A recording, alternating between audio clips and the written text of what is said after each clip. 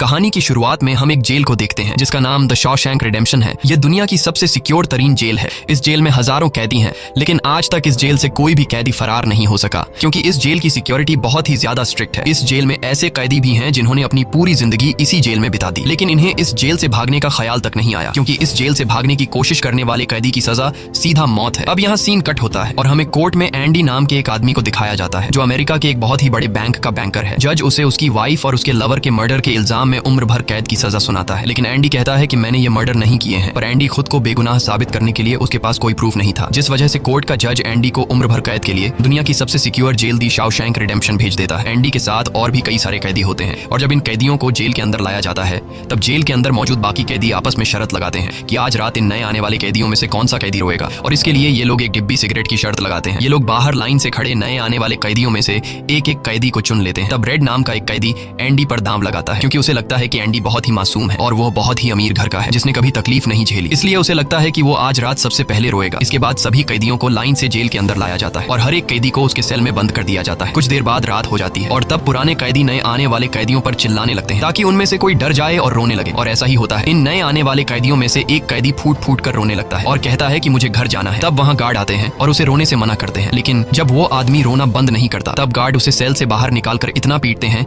कि वह बेहोश हो जाता है। दूसरी तरफ रेड एंडी पर लगाया हुआ दांव हार जाता है और रेड समझ जाता है कि एंडी बहुत ही स्ट्रांग है क्योंकि इतना डराने के बावजूद उसने एक आवाज तक नहीं की। इसलिए अगले दिन रेड अपने साथी को सिगरेट का एक डिब्बा दे देता है क्योंकि रेड एंडी पर लगाया हुआ दांव हार चुका था। तभी हम एंडी को देखते हैं जो अकेला चुपचाप ब्रेकफास्ट कर रहा होता है। तब एंडी की मुलाकात जेल के सबसे पुराने कैदी ब्रुक्स से होती है। ब्रुक्स को यहाँ इस जेल में लगभग 50 साल पूरे होने वाले हैं। एंडी समझदारी से ब्रुक्स से इस जेल के सभी छोटे बड़े रूल्स और हर एक कैदी के बारे में जानने की कोशिश करता है। तब ब्रुक्स एंडी को जेल का हर एक सीक्रेट बता देता है और वो एंडी से कहता है कि अगर तुम्हें जेल के बाहर से कुछ मंगवाना हो तो रेड नाम के कैदी के पास जाना। ये सुनते ही एंडी भी इंतजार नहीं करता और वह सीधा रेड के पास पहुंच जाता है और रेड से कहता है कि मैंने सुना है तुम बाहर से किसी भी चीज को अंदर मंगवा सकते हो। तब रेड कहता है हाँ मैं मंगवा सकता हूँ, लेकिन ऐसी चीज जो यहाँ से भागने या फिर किसी को मारने में काम ना आती हो। एंडी रेड से कहता है कि मुझे हैमर यानी एक हथौड़ा चाहिए। हथौड़े का नाम सुनते ही रेड कहता है कि तुम्हें हथौड़ा ही क्यों चाहिए, क्या तुम हथौड़े से किसी को मारने वाले तो नहीं हो? तब एंडी कहता है नहीं, मैं किसी को मारने वाला नहीं हूँ, मेरा यहाँ कोई भी दुश्मन नहीं है। ये सुनकर रेड कहता है कि तुम्हारा यहाँ दुश्मन तो नहीं है, लेकिन जल्द ही कुछ लोग तुम्हारे दुश्मन बनने वाले हैं। वो कुछ लोगों की तरफ इशारा करके एंडी को वार्न करता है कि इन लोगों की गंदी नजर तुम पर है, इसलिए इनसे बचकर रहना। अगले दिन एंडी के कहने पर रेड उसके लिए हैमर मंगवा देता है और जब वो हथौड़ा देखता है तो रेड हंसने लगता है क्योंकि हथौड़ा साइज में बहुत ही छोटा होता है और रेड मन ही मन सोचता है कि इस हथौड़े से जेल में सुरंग बनाने में 600 साल लग जाएंगे। इसके बाद रेड ब्रुक्स के जरिए एंडी के सेल तक हथौड़ा पहुंचा देता है। ऐसे ही दिन बीतते हैं और एक दिन जब एंडी लॉन्ड्री में काम कर रहा होता है तब वो 3 लोग जिनकी एंडी पर गंदी नजर होती है वो एंडी को पकड़ लेते हैं। एंडी उनसे अपने आप को छुड़ाने की कोशिश करता है पर 3 लोगों को वह अकेले कंट्रोल नहीं कर पा रहा था, इसलिए ये तीनों पहले एंडी को खूब पीटते हैं और फिर एंडी के साथ गलत करते हैं। ये सिलसिला इसी तरह चलता रहता है। ये लोग हमेशा एंडी को पकड़ते और फिर उसे मारकर उसके साथ गलत करते रहते। इस तरह से 2 साल बीत जाते हैं और एक अनाउंस होता है कि छत की मरम्मत के लिए कुछ लोगों की जरूरत है। यहाँ कैदियों की एक टीम छत के काम के लिए तैयार हो जाती है जिसमें रेड और एंडी भी शामिल होते हैं। ये लोग सब अपने काम पर लग जाते हैं और छत पर उनकी देखभाल की जिम्मेदारी एक बहुत ही सख्त सिक्योरिटी गार्ड की होती है जिसका नाम हैडली है। हैडली बहुत ही स्ट्रिक्ट इंसान है जो जरा सी गलती पर कैदियों को बहुत बुरी तरह पीटता है। जब सभी कैदी छत पर काम कर रहे होते हैं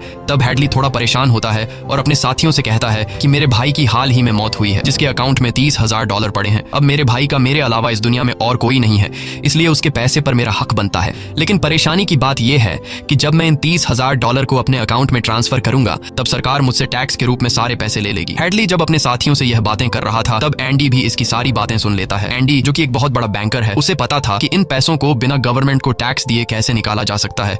इसके बाद एंडी बिना सोचे हैडली के पास जाता है और उससे कहता है कि क्या तुम अपनी बीवी पर भरोसा करते हो? ये बात सुनते ही हैडली को गुस्सा आ जाता है और वह एंडी को पकड़कर छत के किनारे ले जाता है, लेकिन उसे नीचे फेंकने से पहले एंडी उसे बताता है अगर तुम अपनी बीवी पर भरोसा करते हो कि वह तुम्हें धोखा नहीं देगी तो तुम आसानी से अपने भाई के पैसे अपनी वाइफ के अकाउंट में ट्रांसफर कर सकते हो, वह भी बिना टैक्स दिए, क्योंकि गवर्नमेंट का एक रूल है कि कोई भी इंसान अपनी पत्नी को पूरे जीवन में $60,000 तक गिफ्ट कर सकता है और इन पैसों पर कोई टैक्स नहीं लगता। और एंडी ये भी कहता है कि अगर तुम बाहर से किसी लॉयर को रखोगे तो वह तुमसे बहुत ज्यादा पैसे चार्ज करेगा, लेकिन मैं ये काम तुम्हारे लिए फ्री में कर सकता हूँ। तब हैडली पूछता है बदले में तुम्हें क्या चाहिए? इस पर एंडी मुस्कुराते हुए कहता है मुझे कुछ नहीं चाहिए, जब तुम्हारा काम हो जाए तुम बस मेरे सारे दोस्तों को बियर पिला देना। और अगले दिन सभी कैदी छत पर बैठकर बियर का मजा ले रहे होते हैं, यानी एंडी ने हैडली का काम कर दिया था, लेकिन एंडी बियर नहीं पीता। वह एक कोने में बैठकर सभी को बियर पीते देखकर खुश होता है। एंडी के साथी भी उससे बहुत खुश होते हैं क्योंकि जेल में बियर पीना ऑलमोस्ट इम्पॉसिबल था, लेकिन एंडी की वजह से उनकी यह इच्छा पूरी हुई। फिर समय ऐसे ही बीतता है और एंडी और रेड की दोस्ती गहरी हो हो जाती है। कुछ दिन बाद जेल में सभी कैदियों को फिल्म दिखाई जाती है और सभी लोग रीटा हेवर्थ की फिल्म देख रहे होते हैं। तब एंडी रेड के पास आकर कहता है, मुझे रीटा हेवर्थ का एक बड़ा पोस्टर चाहिए। एंडी रेड से इसलिए पोस्टर मांगता है क्योंकि पूरे जेल में एक रेड ही था जो बाहर से किसी भी चीज को मंगवा सकता था। इसके बाद एंडी बाहर निकलता है, लेकिन जैसे ही वह बाहर आता है वहाँ वही 3 लोग खड़े होते हैं जो एंडी के साथ गलत करते थे। वह एंडी से कहते हैं, चलो हमारे साथ, लेकिन इस बार एंडी मना कर देता है। एंडी के मना करने पर वो लोग उसे पकड़ लेते हैं और उसके साथ जबरदस्ती करने की कोशिश करते हैं, लेकिन एंडी भी उनका मुकाबला करता है।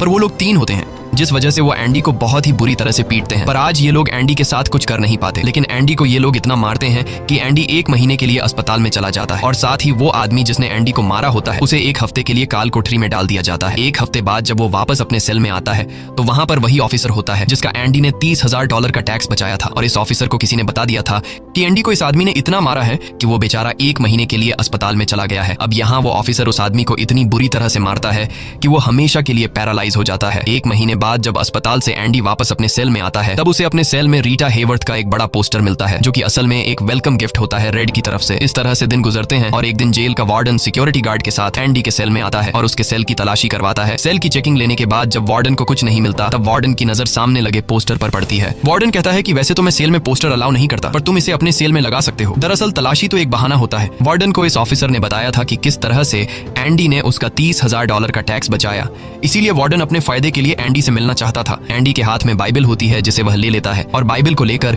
वह यहाँ से निकल जाता है। पर कुछ ही दूर जाने के बाद वह वापस लौट कर आता है और उसके हाथ में जो एंडी की बाइबल होती है वह उसे लौटाते हुए कहता है कि मुक्ति इसी में है। अगले दिन वार्डन एंडी को अपने ऑफिस में बुलाता है और कहता है कि तुम्हारे जैसे इंटेलिजेंट आदमी को जेल की सलाखों के पीछे नहीं रहना चाहिए। इसलिए वार्डन एंडी को लाइब्रेरी का असिस्टेंट बना देता है। लाइब्रेरी में वही बुक्स नाम का बूढ़ा आदमी होता है जो कई सालों से लाइब्रेरी संभाल रहा है। तभी वो ऑफिसर जिसके लिए एंडी ने $30,000 बचाए थे वह एक दूसरे ऑफिसर को एंडी के पास लेकर आता है। असल में उसे ITR का मसला था जिसे कुछ ही मिनटों में एंडी भर देता है, जिस वजह से पूरे जेल में एंडी के चर्चे होने लगते हैं। जैसे जैसे साल बीतते हैं एंडी के पास काम बढ़ता चला जाता है, जिस वजह से एंडी को अपने पास एक असिस्टेंट की जरूरत पड़ती है और वो अपना असिस्टेंट अपने सबसे अच्छे दोस्त रेड को बनाता है। एक दिन लाइब्रेरी में ब्रुक्स एक कैदी के गले पर चाकू रख देता है और वो उसे बिना वजह मारने की धमकी देता है। असल में सरकार ने उसकी सजा माफ कर दी है, पर वो इस जेल को छोड़कर नहीं जाना चाहता। आज उसे इस जेल में पूरे 50 साल हो चुके हैं। उसकी पूरी जिंदगी इसी जेल में बीत गई है और वो बिल्कुल भूल चुका है कि बाहर की दुनिया कैसी है। ये जेल की दुनिया ही उसकी असली दुनिया है और उसे लगता है कि अगर उसने किसी का खून कर दिया तो उसकी सजा बढ़ जाएगी और उसे इसी जेल में रखा जाएगा। एंडी के समझाने पर ब्रुक्स उस आदमी को जिसकी गर्दन पर उसने चाकू रखा था छोड़ देता है। अब न चाहते हुए भी ब्रुक्स जब जेल से छूटने के बाद बाहर आता है तो उसे बाहर की दुनिया बहुत अजीब लगती है। 50 सालों में बाहर की दुनिया की रफ्तार काफी ज्यादा बढ़ गई होती है। जहाँ सड़क पर पहले एक गाड़ी दिखती थी, अब सड़कों पर गाड़ियों की भीड़ है। कुछ दिन बाद वो एक सुपरमार्केट में काम करने लगता है, लेकिन उसका बाहर की दुनिया में बिल्कुल भी मन नहीं लगता। उसे बार बार जेल की याद आती है और वो जेल में वापस आना चाहता है। इसीलिए वो कभी कभी सोचता है कि वो कोई क्राइम करे ताकि वह फिर से इस जेल में जा सके। लेकिन ब्रुक्स इस उम्र में कोई भी क्राइम नहीं करना चाहता था और इस भीड़ भाड़ वाली तेज रफ्तार वाली जिंदगी में ब्रुक्स सर्वाइव नहीं कर पाता और अपनी जान दे देता है। मरने से पहले वो जेल में अपने साथियों के नाम एक खत लिखता है जिसे पढ़ते हुए सभी बहुत ज्यादा इमोशनल हो जाते हैं। वहीं हमें जेल दिखाई जाती है जहाँ पर वार्डन एक नया प्रोग्राम शुरू करता है। इस प्रोग्राम में जेल की कैदियों को बाहर ले जाकर काम करवाया जाएगा ताकि उन्हें पता चल सके कि मेहनत से पैसे कैसे कमाए जाते हैं। और कैदी भी इस काम के लिए मान जाते हैं क्योंकि वह सब भी बाहर की हवा खाना चाहते थे और इस तरह से वार्डन इन कैदियों से काम लेता है। पर इस प्रोजेक्ट के जरिए वार्डन को बहुत सारे कॉन्ट्रैक्ट मिल जाते हैं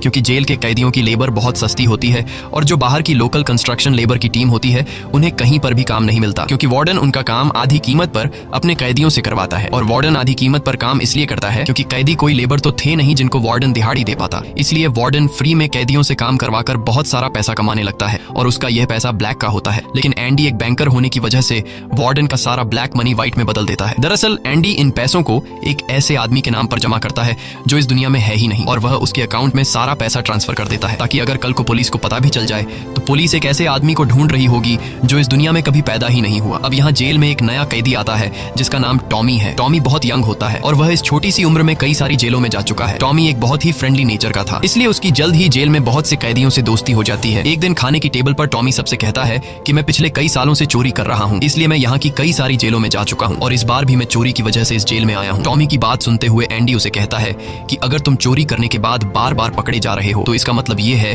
कि यह काम तुम पर सूट नहीं करता, इसलिए तुम्हें चोरी करना छोड़ देना चाहिए। टॉमी को एंडी की यह बात बिल्कुल ठीक लगती है, इसलिए टॉमी रेड से एंडी के बारे में जानकारी लेने लगता है। टॉमी रेड से कहता है कि एंडी बहुत ही इंटेलिजेंट और डिसेंट इंसान है, उसे जेल क्यों हुई है। रेड उसे बताता है कि एंडी एक बहुत बड़ा बैंकर था लेकिन उसने अपनी वाइफ और उसके लवर का कत्ल किया जिस वजह से उसे उम्र भर कैद हुई। यह सुनकर टॉमी सोच में पड़ जाता है। जैसे उसे कुछ याद आया हो उसके बाद वह एंडी को बुला लेता है। अब टॉमी के सामने एंडी और रेड होते हैं। टॉमी इन दोनों को बताता है कि 4 साल पहले मैं एक जेल में गया था जहाँ पर मुझे एक कैदी मिला और उस कैदी ने मुझे बताया कि एक रात वह एक घर में चोरी करने गया। चोरी के दौरान उस घर का मालिक जाग गया। अब पकड़े जाने के डर से उसने उस घर के मालिक और उसकी पत्नी को मार डाला। बाद में उसे पता चला कि वो दोनों पति पत्नी नहीं थे बल्कि लवर थे और वो औरत एक बहुत बड़े बैंकर की पत्नी थी। कुछ समय बाद जब मैंने अखबार में न्यूज पढ़ी तो मुझे पता चला कि पुलिस ने जब इन 2 मर्डर्स के बारे में जांच की तो पुलिस को शक हुआ कि इन दोनों को बैंकर ने मारा है। इसलिए बैंकर को उसकी पत्नी और उसकी पत्नी के लवर के हत्या के इल्जाम में गिरफ्तार कर लिया गया। यहाँ हमें पता चलता है कि एंडी बेगुनाह था। ये सब जानने के बाद एंडी वार्डन के पास जाता है और उससे ये सारी बातें बताता है, पर वार्डन जानबूझकर उसकी बातों पर विश्वास नहीं करता क्योंकि एंडी वह इंसान है जो उसके काले पैसों को व्हाइट में बदलता है और वार्डन के सारे राज जानता है। इसलिए अगर एंडी यहाँ से चला गया तो वार्डन न तो और पैसे कमा पाएगा और शायद उसके ब्लैक पैसों का राज भी खुल जाएगा। इसलिए वह एंडी से कहता है कि यह एक झूठी कहानी है, मुझे ऐसी कहानियां रोज सुनने को मिलती हैं। एंडी वार्डन से वादा करता है कि अगर मैं आजाद भी हो गया तो मैं तुम्हारा राज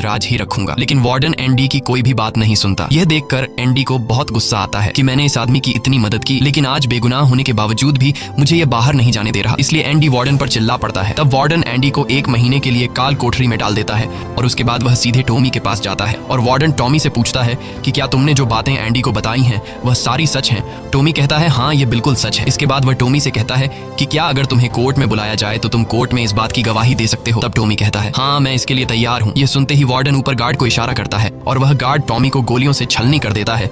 इसके बाद वार्डन एंडी के पास जाता है और उसे कहता है कि टॉमी ने भागने की कोशिश की थी इसलिए उसे गोली मार दी गई। लेकिन एंडी समझ जाता है कि टॉमी को क्यों मारा गया और एंडी मन ही मन सोचता है कि वार्डन बहुत ही घटिया इंसान है। एंडी वार्डन से कहता है कि आज के बाद मैं तुम्हारा काम कभी नहीं करूंगा। तब वार्डन कहता है कि मेरा काम तो तुम्हें ही करना पड़ेगा वरना मैं ये जेल तुम्हारे लिए नरक बना दूंगा। और जाते हुए वार्डन सिक्योरिटी गार्ड से कहता है कि उसे 1 और महीने के लिए काल कोठरी में रखो। काल कोठरी एक बहुत ही खौफनाक जगह थी जहाँ काले अंधेरों में कैदी को पूरे 1 महीने रहना पड़ता था। अब एंडी इस काल कोठरी में 1 महीना तो बिता चुका था लेकिन अब उसे 1 और महीना उसी अंधेरे वाले छोटे से कमरे में बिताना पड़ेगा। बाहर पूरे जेल में यह खबर फैल जाती है कि एंडी उस गुनाह की सजा काट रहा है जो उसने कभी किया ही नहीं था। जेल के अंदर मौजूद सभी कैदियों को एंडी के लिए बहुत दुख होता है। अब काल कोठरी में पूरे 2 महीने गुजारने के बाद जब एंडी बाहर आता है तो रेड उसके पास आता है। एंडी रेड से पूछता है कि क्या तुम कभी इस जेल से बाहर निकल पाओगे? रेड कहता है हाँ, लेकिन तब जब मैं बहुत बूढ़ा हो गया होऊंगा और मेरा दिमाग काम करना बंद कर देगा। एंडी कहता है कि मैं यहाँ से निकलकर मेक्सिको जाऊंगा। मेक्सिको में समुद्र किनारे एक बहुत खूबसूरत जगह है। कहा जाता है कि इंसान अपने आप को वहाँ खो देता है। मैं वहाँ अपना एक रेस्टोरेंट खोलूंगा, समुद्र किनारे अपनी नाव की रिपेयर करूंगा और वहाँ मुझे एक जोगाड़ी आदमी की जरूरत पड़ेगी जो मेरे लिए बाहर से सामान लाया करेगा। असल में वह रेड की तरफ इशारा कर रहा था। रेड ये सुनकर कहता है कि उम्मीद बहुत खतरनाक चीज होती है, ये इंसान को पागल तक कर देती है। तुम्हें सच्चाई की दुनिया में वापस लौटना होगा। मेक्सिको यहाँ से बहुत दूर है। ये कहकर रेड वहाँ से जाने लगता है, लेकिन जाने से पहले एंडी रेड से कहता है कि वादा करो कि अगर तुम कभी यहाँ से रिहा हुए तो मेरा एक काम करोगे। रेड कहता है हाँ मैं जरूर करूंगा। तब एंडी रेड को एक एड्रेस बताता है और कहता है कि जब भी तुम यहाँ से छूट जाओ तो उस जगह जाना जहाँ एक बड़े मैदान के बीच एक खूबसूरत पेड़ है। उसी पेड़ के नीचे मैंने अपनी वाइफ को प्रपोज किया था। वह रेड से कहता है कि उसी पेड़ के नीचे एक दीवार के अंदर तुम्हें काले रंग का पत्थर मिलेगा जिसके नीचे मैंने एक बॉक्स छिपाया है और जब भी तुम रिहा हो जाओगे तो वहां जाकर उस पत्थर के नीचे उस बॉक्स को देखना कि उसमें क्या है। यह कहकर एंडी वहां से चला जाता है और सीधा वार्डन के पास पहुंचता है। वह वार्डन का काम पूरा करके उसके सारे डॉक्यूमेंट्स एक खास तिजोरी में रखता है। डॉक्यूमेंट्स रखने के बाद वार्डन एंडी को अपने कपड़े देता है। वह एंडी से कहता है कि मेरे कपड़े प्रेस करवा देना और मेरे जूतों को शीशे की तरह चमका देना। इसके बाद एंडी वापस अपने सेल में आ जाता है। वहीं दूसरी तरफ रेड आज रात बहुत परेशान होता है क्योंकि उसे डर था कि एंडी कहीं खुद को मार न दे। इस तरह से रात गुजर जाती है और सुबह होती है। सुबह होते ही सभी कैदियों के सेल के दरवाजे खुल जाते हैं और सभी कैदी बाहर आ जाते हैं, लेकिन एंडी सेल से बाहर नहीं आता। ये पिछले 20 सालों में पहली बार ऐसा हो रहा था कि कोई कैदी सुबह अपने सेल से बाहर नहीं आया। तब रेड की नजर भी एंडी के सेल की तरफ होती है और रेड की परेशानी बढ़ती रहती है कि कहीं एंडी ने खुद को मार तो नहीं दिया। तभी एक गार्ड बहुत गुस्से में एंडी के सेल की तरफ जाता है, लेकिन वहां पहुंचकर जब वह देखता है तो उसकी आंखें खुली की खुली रह जाती हैं क्योंकि अंदर सेल में कोई भी नहीं था और एंडी वहां से फरार हो चुका था। अब हम वार्डन को देखते हैं जो अपने जूते पहनने के लिए निकालता है, लेकिन उस बॉक्स में उसके नहीं बल्कि एंडी के पुराने जूते होते हैं और तभी पूरे जेल में सायरन बजने लगता है और यह सायरन होता है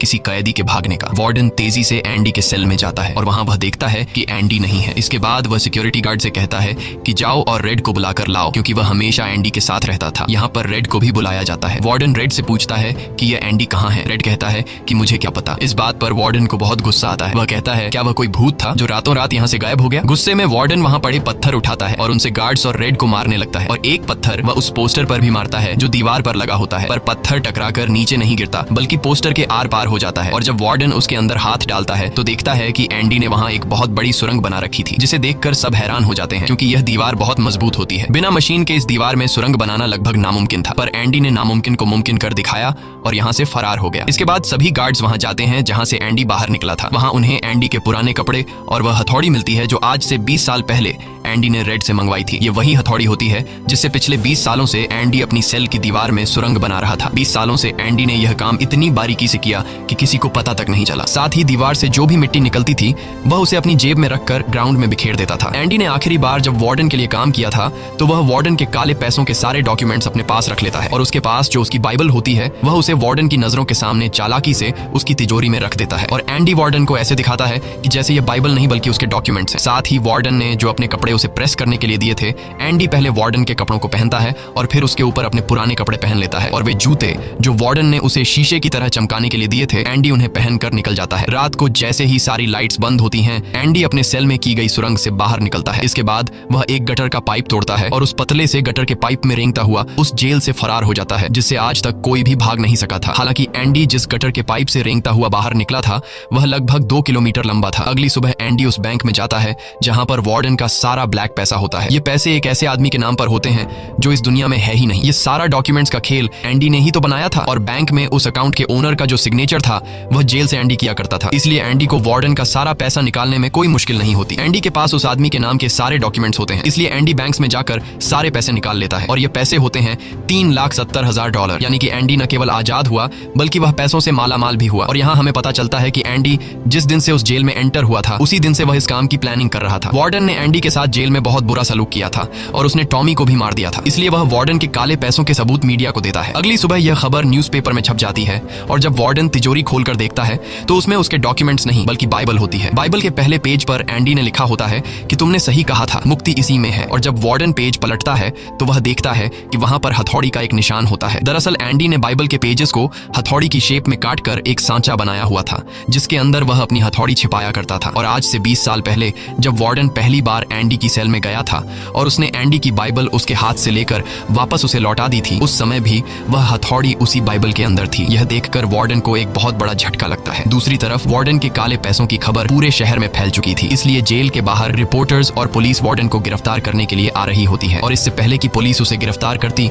वार्डन अपने आप को गोली मार देता है। कुछ समय बीतने के बाद एंडी के दोस्त रेड की सजा भी माफ कर दी जाती है और उसे गवर्नमेंट की तरफ से एक नौकरी भी दिलाई जाती है। पर बाहर की दुनिया में रेड का दिल बिल्कुल नहीं लगता क्योंकि उसने अपनी जिंदगी के 40 साल जेल में गुजारे थे। रेड भी उसी कमरे में रहता है जहां पर ब्रुक्स रहा करता था और रेड भी अपनी जान देना चाहता है, पर तभी उसे याद आता है कि उसने एंडी से वादा किया था। इसके बाद वह उस जगह के लिए गाड़ी में रवाना हो जाता है और वह उस बड़े घास के मैदान में जाता है जहां पर एक बहुत बड़ा पेड़ होता है, साथ ही पत्थरों की दीवार भी होती है। उस दीवार पर एक काले रंग का पत्थर होता है और जब वह उस पत्थर को उठाता है तो उसके नीचे एक बॉक्स होता है। उस बॉक्स के अंदर कुछ पैसे और एक लेटर होता है। ये लेटर एंडी का होता है। उस लेटर में लिखा होता है कि एंडी रेड का उसी जगह पर इंतजार कर रहा है जिस जगह के बारे में एंडी ने रेड को जेल में बताया था। उसके आगे एंडी ने लिखा होता है कि उम्मीद अच्छी चीज होती है। इसके बाद रेड उस जगह पहुंच जाता है और जब वह समुद्र किनारे जाता है तो वो देखता है कि एंडी नाव में बैठकर अपनी नाव ठीक कर रहा है। यह जगह, यह सब कुछ एंडी का वह सपना होता है जो उसने जेल में रेड से शेयर किया था और रेड ने कहा था कि उम्मीद अच्छी नहीं होती। इसके बाद यह दोनों एक दूसरे को गले लगाते हैं और इसी के साथ ये कहानी खत्म हो जाती है। अगर आपको यह वीडियो अच्छी लगी हो तो हमारे चैनल को सब्सक्राइब और वीडियो को लाइक जरूर कीजिएगा।